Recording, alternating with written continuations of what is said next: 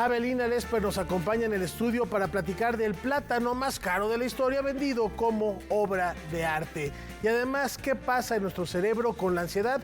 Lo descubrimos en Liminal, la ciencia en movimiento. Bienvenidos a Noticias 22, cierre de mes, cierre de semana. Gracias por acompañarnos.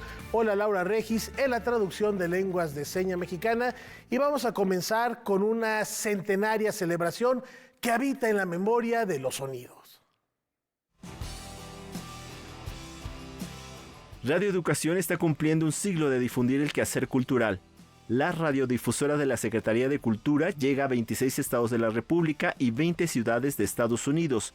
Produce 5,000 contenidos al año.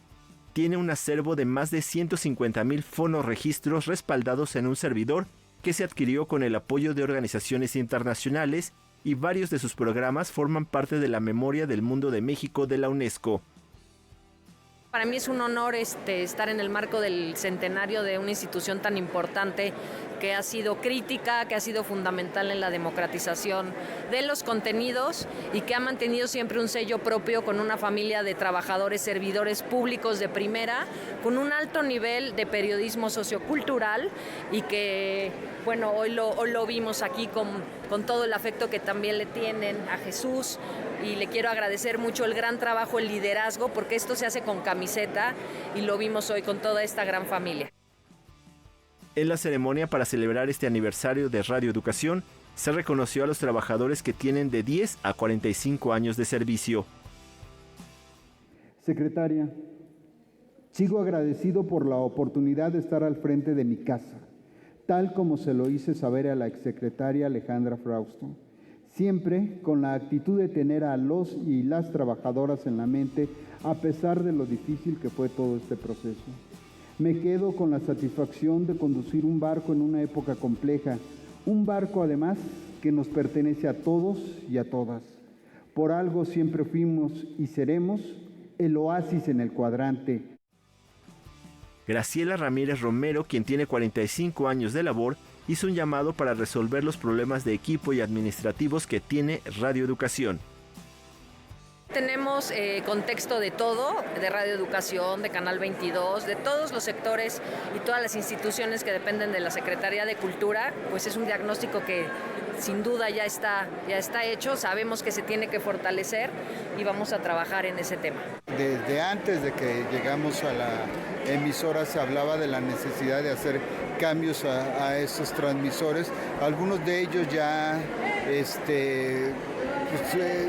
superaron su periodo de vida, pero hay que tomar en cuenta que muchos de esos vienen a través de capítulos, son inversiones que se hacen y que no pueden venir dentro del presupuesto, digamos, de la institución, sino tiene que ser asignaciones que vienen desde a otro capítulo, ¿no? Que son como tal inversiones. Se han hecho carteras de inversión que se presentan ante la Secretaría de Hacienda. Todos los años se presentan esas carteras de inversión, pero seguimos esperando que se nos asignen los recursos. Noticias 22, Alberto Aranda. De nueva cuenta, muchas felicidades a todos quienes han formado parte de esta centenaria historia de Radio Educación. Y cambiamos de tema porque San Miguel de Allende afina los detalles para celebrar 20 años de uno de los encuentros editoriales que desafía las fronteras del idioma. El aclamado novelista John Irving, el maestro del género satírico Percival Everett, el periodista John Vaillant y la reconocida escritora y chef Ruth Rachel encabezan la lista de autores que participarán en la 20ª edición del Festival de Escritores y Literatura en San Miguel de Allende, a celebrarse el próximo año en la cosmopolita ciudad guanajuatense. De acuerdo con sus organizadores, el encuentro se ha posicionado entre los eventos literarios bilingües más relevantes de América del Norte.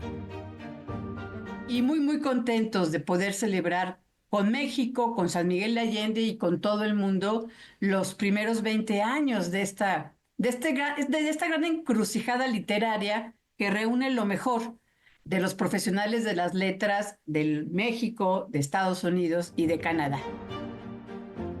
Talleres de narrativa, guionismo, traducción literaria y poesía impartidos por destacados escritores, así como convivencias y encuentros con agentes literarios, forman parte de la oferta de un encuentro que se ha caracterizado por fomentar nuevas conexiones personales y profesionales.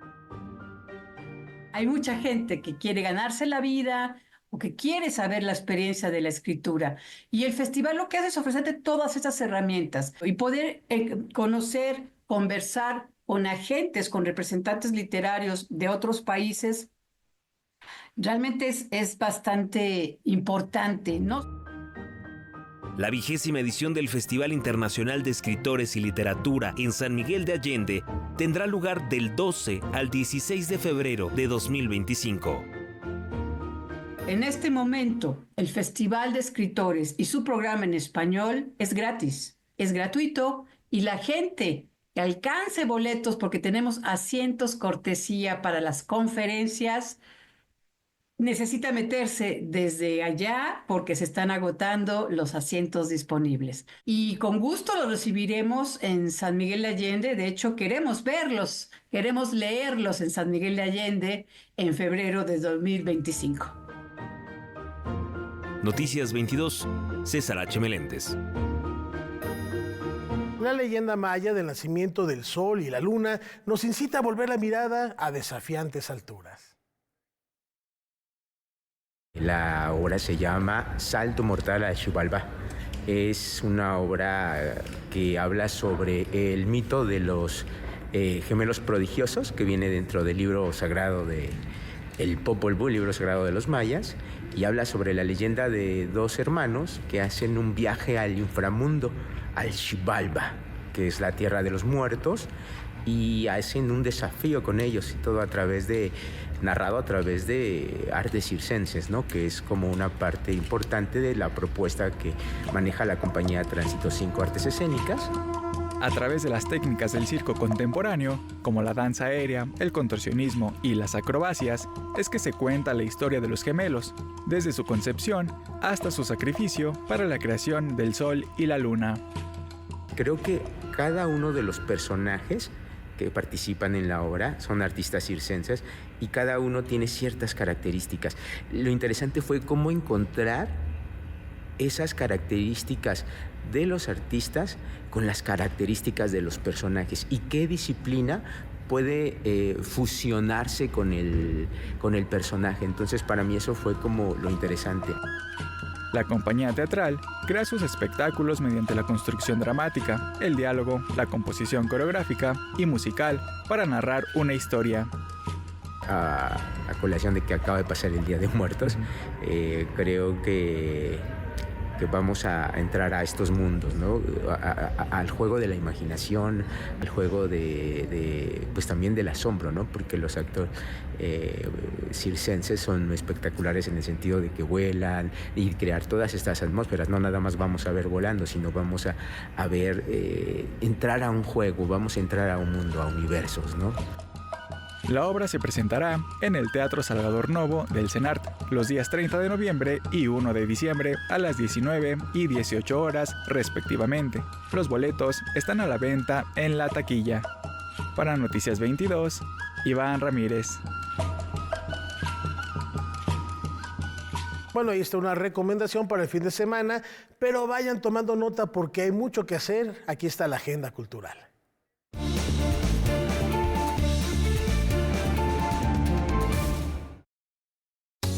Bienvenidos a la cartelera cultural. ¿Alguna vez te has preguntado cómo era tu colonia o cómo ha ido cambiando con el paso del tiempo? Si eres del oriente de la Ciudad de México, te recomiendo visitar el Museo Comunitario Ocho Barrios Ixtapalapa, en donde podrás conocer más detalles sobre dicha alcaldía. Por otro lado, si te lo perdiste y te quedaste con las ganas de visitar Museo 31, la exposición de 31 minutos en el Franz Mayer, te alegrará saber que la exposición se extenderá hasta enero del 2025, por lo que ya puedes adquirir tus entradas. No te la pierdas. El Hangul es el alfabeto coreano, creado en 1443 por el rey Sejong el Grande. Y si quieres saber más detalles sobre cómo son los símbolos y cómo se utilizan, te recomiendo visitar la exposición Hangul en la vida cotidiana. La puedes encontrar en el Centro Cultural Coreano. De entrada es gratis. Hasta aquí la cartelera, nos vemos en la próxima.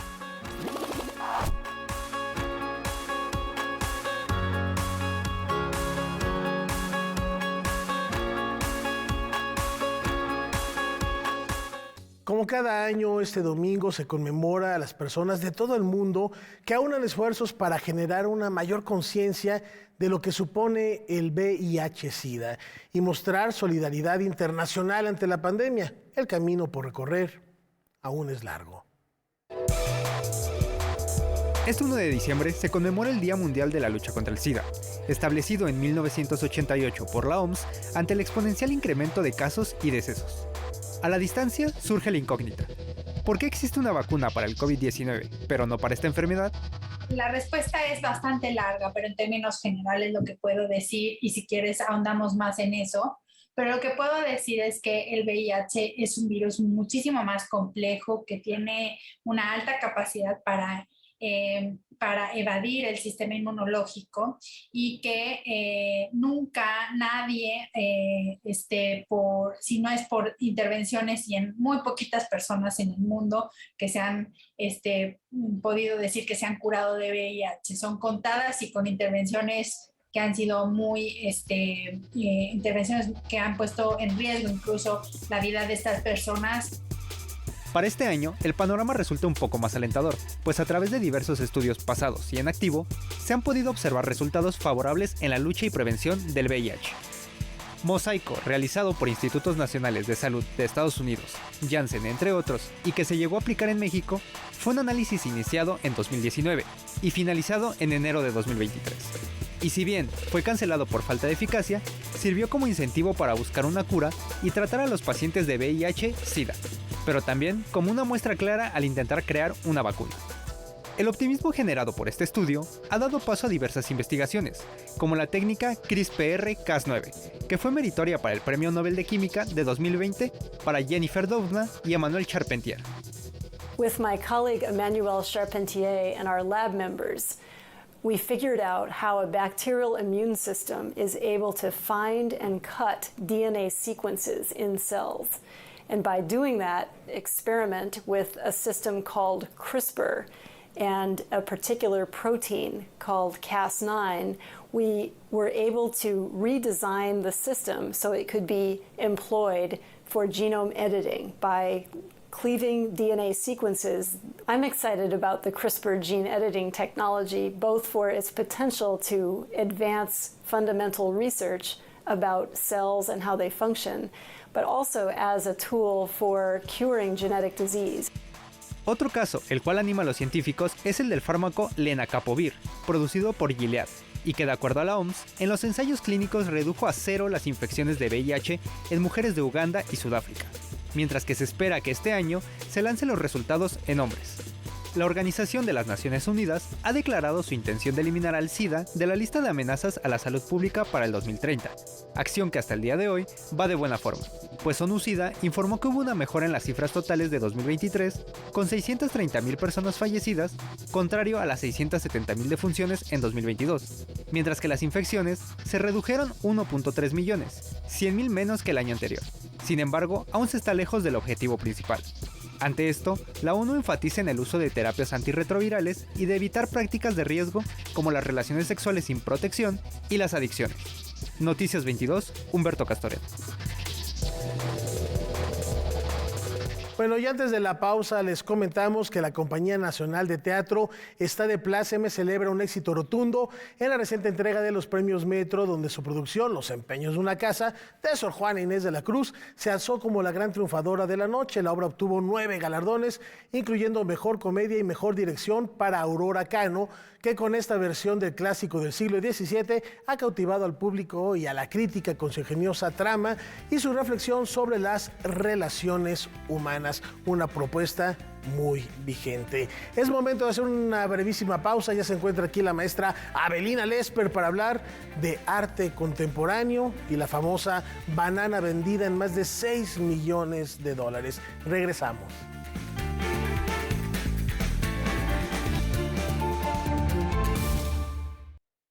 El empresario chino Justin Sun, experto en criptomonedas, y hoy no vamos a hablar de NFTs, que ese es otro tema, compró por $6.4 millones el controvertido plátano pegado con una cinta de gaffer no es el mismo, Abelina, que se expuso en 2019 en Miami.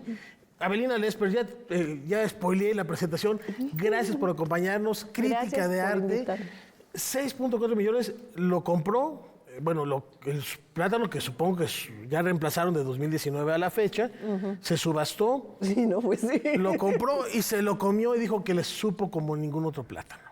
Pues qué bueno, porque para lo que invirtió es lo menos que podría haber sucedido, ¿no? Ojalá sea uno de aquí de Tabasco, fíjate. Ojalá haya sido mexicano. A ver, tú nos platicabas, ya habías estado en otras emisiones hablando de lo que se denomina el fraude del arte contemporáneo. Has hecho muchas reflexiones y te seguimos en tus redes y te seguimos en tu canal de YouTube a propósito de hablar de la belleza y de la naturaleza del arte que nos tiene que provocar. Sí, a veces puede ser ira, pero no porque te enojes de lo que fuiste a ver, sino porque la obra te está hablando a las emociones, a los sentimientos y te tiene que conmover. ¿Qué está pasando y cómo entender este fenómeno del plátano con gaffer de 6.4 millones de dólares para que se lo coma en un desplante de...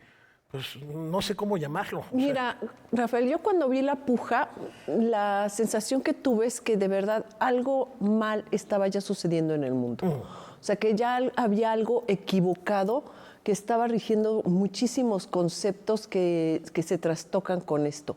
Obviamente eso no es arte, hay que decirlo ampliamente, no es arte. La provocación por la provocación misma tampoco es arte, porque yo ahorita te puedo insultar y es una provocación y eso no va a ser arte. O puedo, no sé, lo que hacen muchos artistas, alguien puede atravesarse ahorita y vomitar y te va a decir es una provocación, eso no va a ser arte. Entonces que Catalán haya hecho eso responde a una razón muy obvia, que él perdió la relación con el escultor que le hacía todas sus obras. El Papa que le cayó un meteorito, sus autorretratos, todas esas cosas que lo hicieron famoso y que todo el mundo lo veía como alguien con un sentido del humor, eran ideas de un escultor al que él contrataba y hacía los bocetos. Pierde esta relación y hace esto. Pero que el plátano en sí, lo que nosotros vimos en esa puja, es una vulgar así, demostración de especulación económica. ¿Por qué? Porque este hombre, el Justin, dueño de esta criptomoneda, que además es dueño de esa, concretamente de esa marca, porque son por marcas, o sea, no representan un capital en sí. Con eso, él demostró algo muy importante para todo el mundo, que su criptomoneda puede comprar algo y que puede comprarlo planetariamente. O sea, que todo el planeta fue testigo de que esa moneda compró algo y lo compró en 6.2 o 0.4 millones de dólares, ¿no? Entonces, como campaña de publicidad para sostener el valor de su moneda, es una campaña, Rafael, baratísima. Baratísima. Y es irrelevante si haya comprado esos. Es más, ¿por qué no costó 10 millones o 16 millones o 60 millones? De verdad, el dinero no existe. Es criptomoneda. Él es dueño de las criptomonedas. O sea, es así como cuando jugábamos a la tiendita y tú vendías algo en la tiendita y yo te pagaba con un papelito y luego nos volteábamos. Es exactamente lo mismo. Los pancholares famosos. Pero aquí se da otro fenómeno a la par y que tú también has reflexionado mucho al respecto sobre la fama. Aquí está volteando los reflectores, se está haciendo famoso no necesariamente por la calidad artística, sino por volverse mediático y sobre todo en las redes sociales. Exactamente. Y hay, podríamos decir, artistas, autores, inclusive un poco más encumbrados o con más discurso, que se cuelgan de esta fama del clickbait para resonar y estar en la palestra. Y hoy que estemos hablando de él, tratando de entender qué está pasando con el arte. Ya no hablemos de Piero Mazzoni, que enlató... Bueno, pero que es mentira, obviamente. Sí, si hubiera finalmente... enlatado mierda, esa lata ya se habría oxidado y se había reventado desde hace mucho, nada más por el gas metano. O sea, ya alguien abrió una y hay yeso adentro. Te das cuenta, el punto es que ahorita, como el arte contemporáneo carece de un valor real, o sea, un valor estético o un valor intelectual real, están equiparando la fama a la calidad artística. Entonces, si todo el mundo habló de él, eso es arte. Y te dicen, es que salió en todas las redes y salió, sí, pero en las redes también salen muchísimas cosas, o sea, no nada más eso. Y que todo el mundo esté hablando de la guerra de Ucrania no significa que la guerra de Ucrania sea arte. Okay. O sea, es simplemente lo que está sucediendo en los medios. Pero equiparan, están hablando de eso, entonces ahí se provocó el diálogo del público, se provocó la reflexión, pero es parte del parloteo continuo que hay en las redes. Eso no te va a convertir algo en arte. Iniciabas esta conversación diciendo, hagamos un alto para reflexionar dónde estamos como humanidad a partir de las creaciones artísticas. ¿Dónde encontramos hoy esa belleza en el arte? Todavía tenemos esperanza de que con los artistas contemporáneos, más allá de las inteligencias artificiales, más allá de los NFTs, que ya lo reflexionamos alguna vez aquí, ¿dónde encontrar esa belleza que nos hable a las emociones? Mira, ahorita afortunadamente lo que está haciendo Catalán no es el total de eso. O sea, el plata no representa al arte, y hay que decirlo. No representa al arte, no representa a los creadores ni a la verdadera creación artística. O sea, ahorita mismo las personas que están dibujando, que están creando música, que están escribiendo poesía, que hay gente muy valiosa que lo está haciendo, esos son los que están trabajando porque el arte exista. Esto están trabajando justamente para que el arte se distorsione. ¿Por qué? Porque estas personas han acabado con el concepto del trabajo en el arte, por eso hacen ready-made, han distorsionado el verdadero valor del arte, o sea, lo han equiparado a que si es caro es arte, y pues si costó $6 millones, pues claro que entonces tendría que ser arte, y no es así. El valor de una obra es estético, el valor de una obra está en su verdadero contenido, no el contenido que le puedas inventar a eso. Entonces, hay personas que sí están trabajando en eso y están trabajando muy puntuales y están estudiando arte. Y lo triste de esto es que manda la mirada hacia este tipo de cosas y sí dicen, pues si así está todo el arte está pésimo. No, pero esta es son esas excepciones que hay. Pues habrá que buscarlas, Abelina. Sabes que el tiempo en televisión es ingrato, pero te agradecemos mucho que nos compartas estas reflexiones. Síganla en sus redes sociales, síganla en su canal de YouTube, lean el artículo maravilloso que publicó en octubre en Milenio. Si no parece arte, no es arte. Yo creo que ahí está muy bien resumida esta idea. Y muchas gracias por acompañarnos y pues por invitarnos a sensibilizarnos ante el arte. Hay obras de arte que con tan solo verlas deciden dejar de existir. Exactamente. Abelina Lesper, muchísimas gracias. Gracias, Rafael, por la invitación. Los espero en mis redes, en mi canal de YouTube y en mi Instagram. Y sigamos hablando de arte. Sigamos hablando de arte aquí. La puerta siempre estará abierta. Muchas gracias. Y la mayor reunión del mundo editorial en español inicia mañana en Guadalajara, donde la lírica toma especial protagonismo.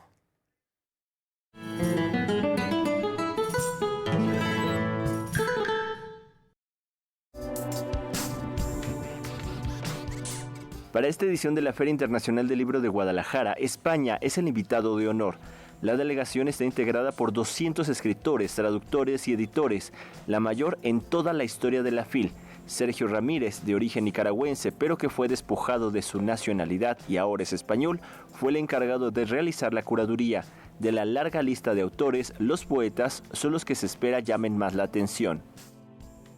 Gioconda Belli es una de las escritoras fundamentales de la tradición hispanoamericana en este momento.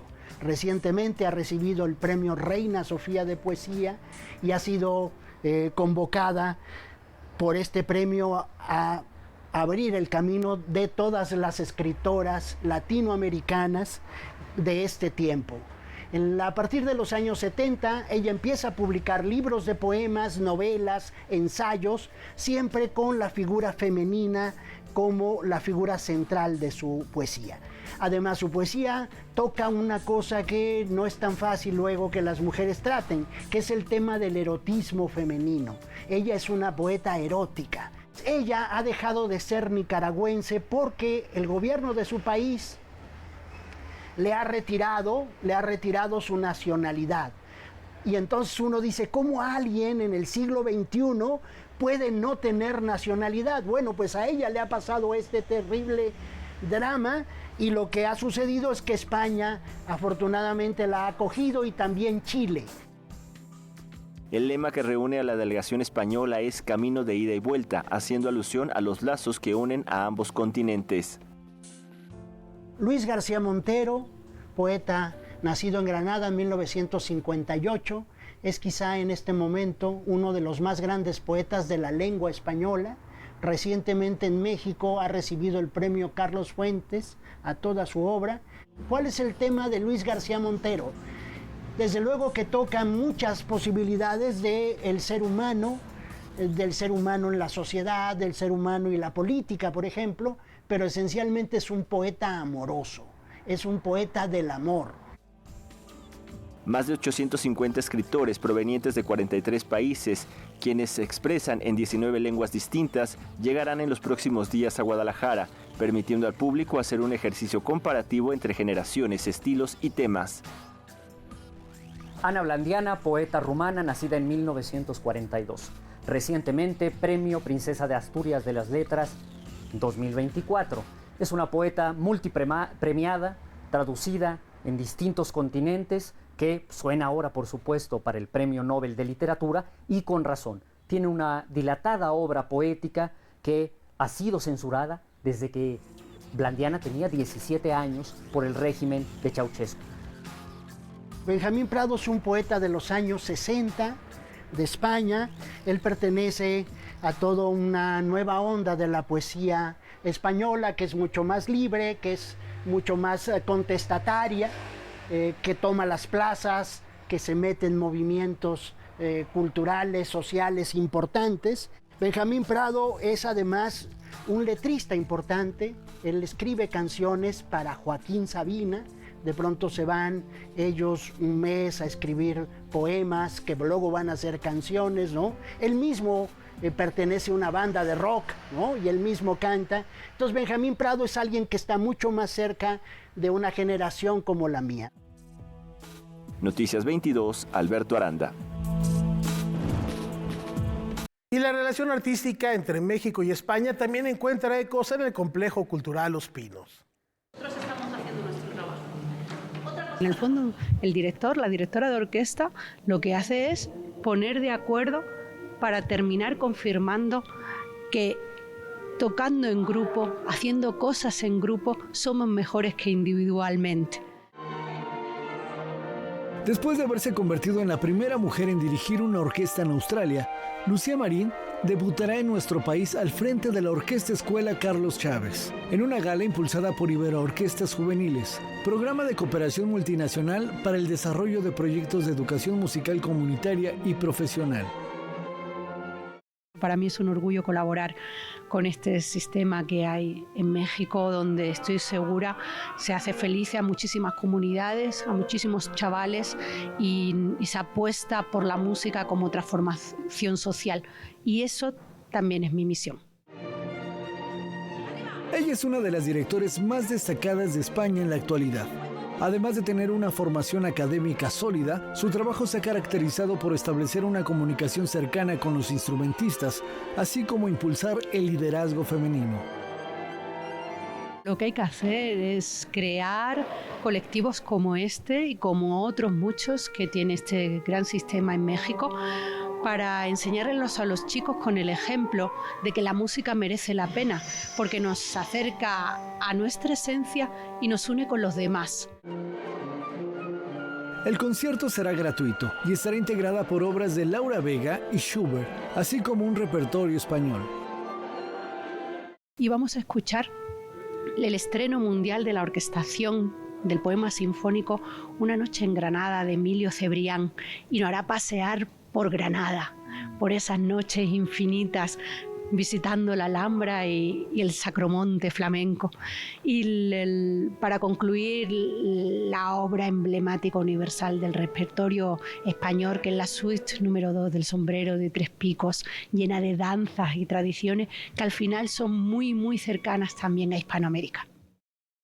Quiero invitar a todo el público que se quiera acercar el día 30 de noviembre y el día 1 de diciembre al Centro Cultural Los Pinos para compartir este maravilloso concierto y este fortalecimiento de relaciones que van a ser infinitas a lo largo de la historia entre México y España, España y México.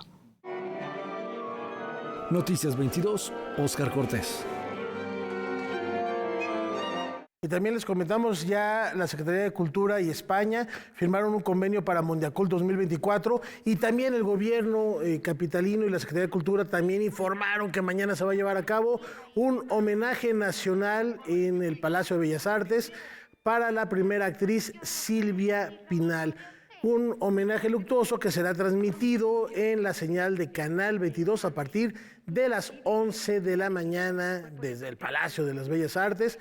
Y también los invitamos a que nos sigan en las redes sociales de Canal 22. Hay una memorabilia muy interesante de Silvia Pinal y ya el lunes estaremos dando cuenta de los pormenores de este homenaje con el que se acordó con la familia de la diva llegar y celebrar su legado, su trayectoria y su presencia en los distintos medios. Ya la Cineteca Nacional también está preparando un ciclo retrospectivo y aquí le daremos puntual cuenta del mismo en las próximas transmisiones. Con esta invitación a que se mantengan en sintonía de Canal 22, vamos a una brevísima pausa. Ya volvemos.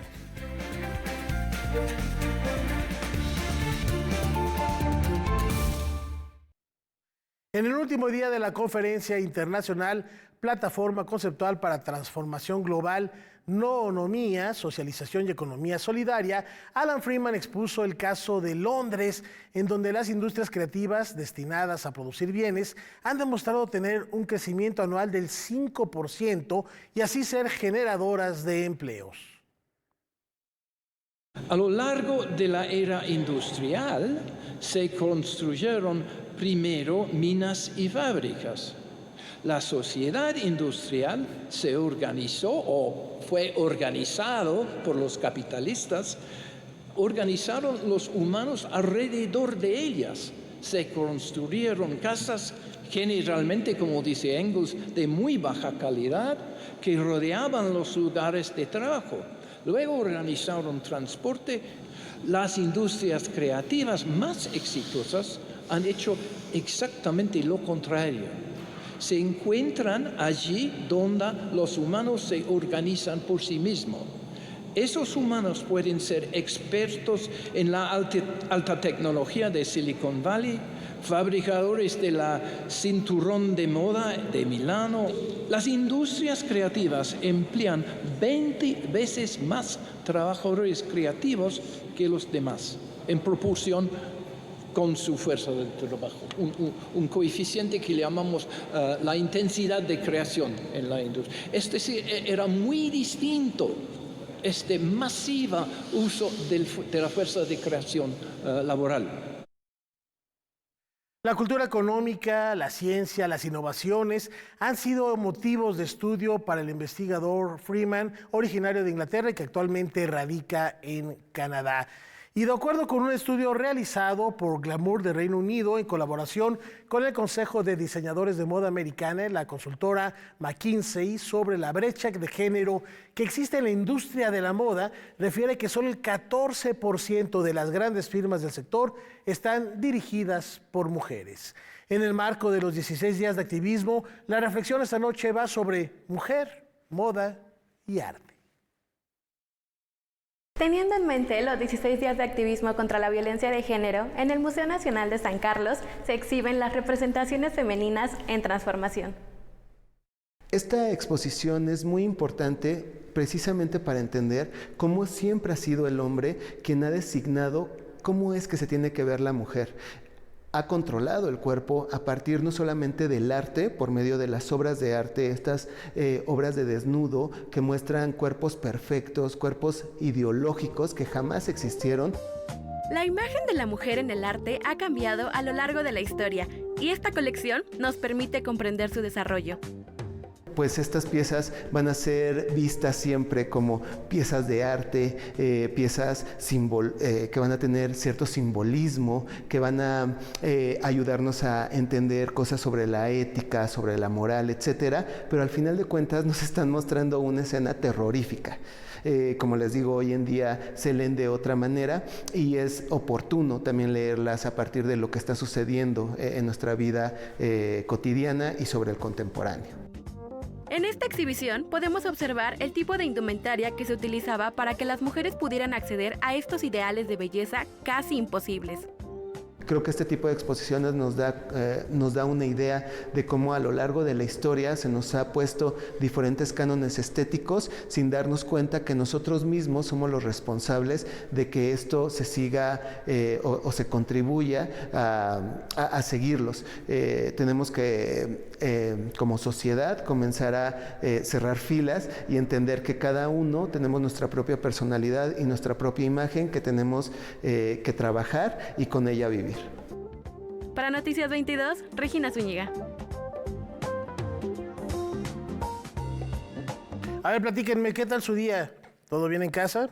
¿Y la ansiedad? Conozcamos cómo lidia nuestro cerebro con ese trastorno cada vez más común, el liminal, la ciencia en movimiento.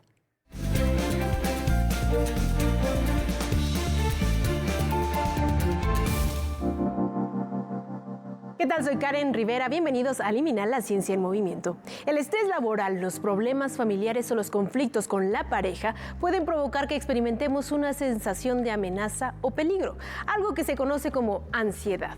Esta emoción no siempre es mala. La evolución la ha puesto a nuestro servicio para que podamos defendernos mejor de los peligros externos. Pero si no sabemos regularla, esta condición puede convertirse en una patología. Hoy les hablo de lo que ocurre en el cuerpo cuando atravesamos un cuadro de ansiedad. La Organización Mundial de la Salud estima que 4 de cada 100 habitantes del planeta tienen actualmente un trastorno de ansiedad. Casi el 50% de la población en América Latina y el Caribe la padece, en comparación con el 37% de Europa. Los trastornos de ansiedad se caracterizan por una impaciencia descomunal y los síntomas pueden provocar una discapacidad funcional importante. Entre los tipos de esta emoción se encuentran el trastorno de ansiedad generalizada, caracterizado por una preocupación excesiva, el trastorno de pánico, que se caracteriza por ataques de esta sensación, y el trastorno de ansiedad social. Es importante tener en cuenta que un trastorno de ansiedad es resultado de lo que pensamos y no de lo que vivimos en el momento. A diferencia del miedo, esta emoción es una respuesta compleja que necesita la participación de los lóbulos frontales, los órganos que procesan la información a nivel superior.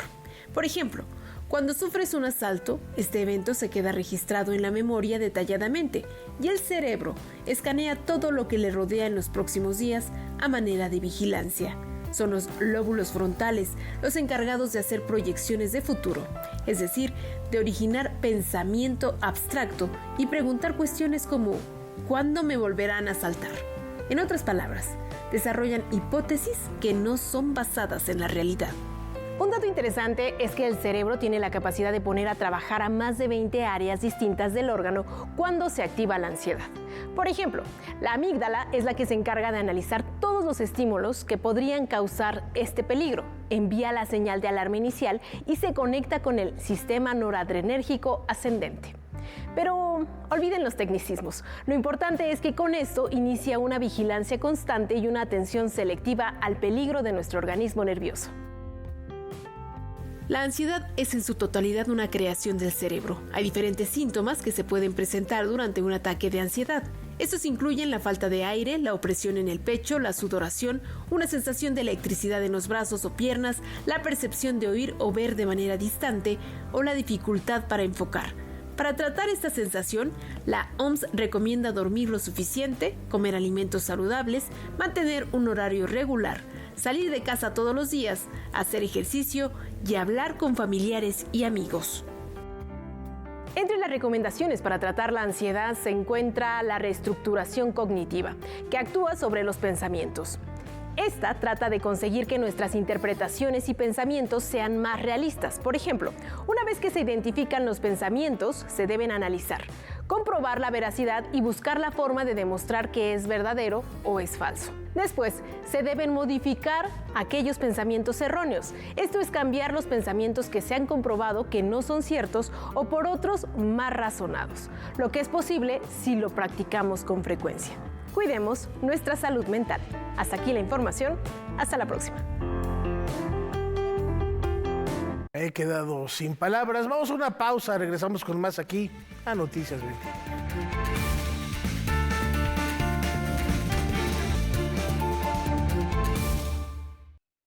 Ya lo anticipábamos, el Museo de Arte de Hacienda está de fiesta y viene acompañado de la suerte. Estamos muy contentos porque estamos celebrando el 30 aniversario del Museo de Arte de la Secretaría de Hacienda. Este museo abrió sus puertas en noviembre de 1994 y es sede desde ese entonces de las colecciones Pago en Especie y Acervo Patrimonial, que hoy ya tenemos y más o menos suman poco más de 17,000 piezas entre ambas colecciones. La colección Pago en Especie es una iniciativa única en el mundo que permite a los artistas saldar sus impuestos a través de sus obras. Dicha colección ha crecido hasta convertirse en uno de los acervos más destacados de la institución, reflejando la diversidad y el talento de los creadores nacionales.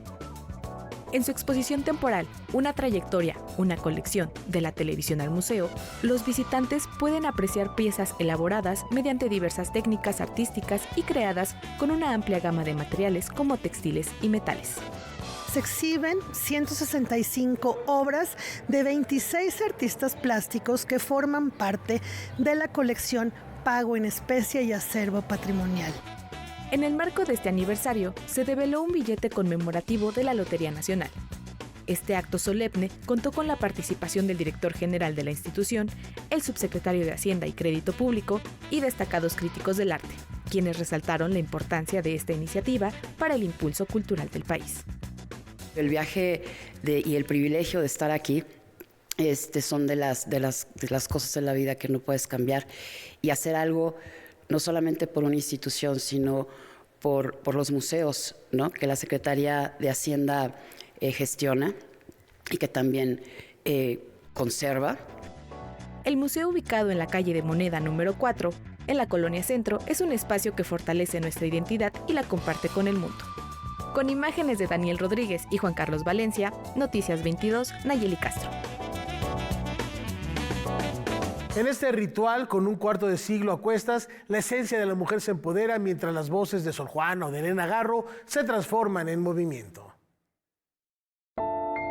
La compañía Mujeres en Ritual Danza Teatro celebró 25 años de trayectoria dedicados a realizar un trabajo interdisciplinario en las artes escénicas sobre el feminismo y la violencia contra la mujer. La celebración tuvo lugar en el Centro Cultural Universitario Tijuana. Esta compañía se fundó en 1999 con las inquietudes de un grupo de artistas de Tijuana y de San Diego, que queríamos intercambiar técnicas de trabajo dancístico, teatral y pues todo lo interesante, ¿no?, de lo que es la frontera, los temas de la mujer en la frontera, la experiencia de las artistas mujeres en la frontera, respondiendo al feminicidio que estaba ocurriendo en México. La compañía inició sus presentaciones con guiones inventados por las integrantes. Posteriormente, empezaron a incluir textos clásicos como el poema de Sor Juana y una obra de Elena Garro, entre otros. Es un teatro muy físico el que hacemos y nos adentramos más a los personajes. Entonces ha evolucionado en el sentido de que pues nuestra experiencia también nos ha llevado a lugares para seguir buscando ahí posibilidades de encontrar nuestra voz colectiva. Ya estamos más francas en el sentido de que esta es nuestra bandera y también nuestro arte, que es muy único, muy original. Mujeres en Ritual Danza Teatro ha sido también una plataforma que impulsa otros proyectos de mujeres creadoras como Purple Dancing Club, Proyecto Ataranto y la obra 11 Reflections on September. Lo que hemos adquirido con la experiencia no solamente es de agregar cosas, pero también fue de liberar cosas, de liberar cargas, de liberar estigmas históricos en nuestro ser, en nuestros cuerpos, nuestras mentes. Entonces a esa transformación me refiero. Sí, ha sido la conexión de la palabra transformación con la palabra ritual. Para Noticias 22, Iván Ramírez. Y a propósito, ¿tendrá la danza como manifestación artística el poder de sanar el cuerpo y difuminar esas cicatrices emocionales? ¿Cómo cambia la perspectiva de un artista cuando su cuerpo se ve afectado por una enfermedad autoinmune? Desde una perspectiva autobiográfica, Diana Magallón escribe, dirige y produce la segunda entrega de una serie de paisajes titulada Mi cuerpo erosiona, y en donde aborda su vivencia de la artritis psoriásica. Hay investigación, dramaturgia escrita, dramaturgia corporal, y en este caso de este paisaje 2 hay toda una exploración en la dramaturgia sonora, porque también me importaba mucho evocar paisajes sonoros, además de paisajes visuales. Y la investigación fue, llevar bitácoras personales de todo tipo, grabarme audios, tomarme fotos. En este segundo reconocimiento de su cuerpo, su historia personal y sus cicatrices, la coreógrafa se centra en la paradoja de la belleza y el dolor, ambientándola en el mar, en una isla que representan los recuerdos familiares y en la proyección de objetos contenidos en un escritorio que dan cuenta de recetas médicas y de una novela que nutrió su creación, La piel, de Sergio del Molino, y que reconoce como punto de referencia para el montaje. Yo también hago analogías con los cambios climáticos, como es la erosión en la tierra o en el mar, en las rocas, y cómo eso lo traslado metafóricamente y poéticamente a mi cuerpo como una transformación continua, en donde el cuerpo erosionado pues no es el mismo ayer, todo el tiempo va cambiando, y bueno, eso es lo que tomo como detonante, ¿no? Pero Diana Magallón ve en el arte otra posibilidad. Ante la pregunta, ¿el arte alivia el cuerpo, alivia el dolor? Ella responde que sí, que no solo alivia y calma, que sana. Lo dijiste bien ahorita con esto metafísico, he sanado a través de los procesos, como traspasar esa barrera, ¿no?, del dolor o del límite, y entonces algo en la conciencia se activa y entonces justo te haces consciente de cada cosa que se está articulando y entonces puedes también sanar, ¿no? Y a mí estos dos procesos, justamente por eso yo me propuse hacer esta indagatoria, para ver qué pasaba con mi cuerpo y cómo encontraba ese camino de transformarlo artísticamente. Paisaje 2, Mi cuerpo erosiona, se presenta en la Sala Javier Villaurrutia del Centro Cultural del Bosque los lunes, martes y miércoles a las 20 horas hasta el 4 de diciembre. Noticias 22, Víctor Gaspar. Hoy exactamente hace 100 años se escribía con letras de oro en el Olimpo de la música el nombre de Giacomo Puccini, un hombre que revolucionó la escena lírica, la ópera. Ha habido sendos homenajes en México y en el mundo a lo largo de este año para conmemorar esa impronta que deja. Dicen que después de escuchar Aida de Verdi, él decidió dedicarse a la música y al igual que Verdi, en cada una de sus composiciones logra esos hits que forman parte de la memoria colectiva. Pensar en el Luceva le Stelle de Tosca, o pensar en O mio Babino Caro, o pensar en cualquier área de Madama Butterfly o la que Gelida Manina de la Bohème, nos llevan a reconocer el talento de este hombre que trasciende a la historia. Y a 100 años de su partida, hoy lo queremos recordar con una de las áreas más emblemáticas de la que fuera su última ópera, Turandot. Él nunca estuvo en China, pero logra avanzar por lo menos hasta la mitad del tercer acto de esta pieza, que después hubiera terminado Franco Alfano, y el día de su estreno, ya a principios del siglo XX, Arturo Toscanini, el gran director de orquesta, baja la batuta y dijo: aquí dejó la pluma el maestro. El estreno de Turandot estuvo inconcluso, por lo menos hasta donde lo había compuesto Puccini. Un autor a quien hay que revisitar porque sus temas son legendarios. Él sabía escribir en música la lluvia, él sabía escribir en música el dolor, la pena y las alegrías, y así, a 100 años de su partida, lo recordamos esta noche, no sin antes hacerles una invitación otra vez a que nos acompañen mañana a partir de las 11 de la mañana en el homenaje desde el Palacio de Bellas Artes a doña Silvia Pinal, y por supuesto el lunes en el horario de costumbre en Noticias 22. Muchas gracias, muy buenas noches.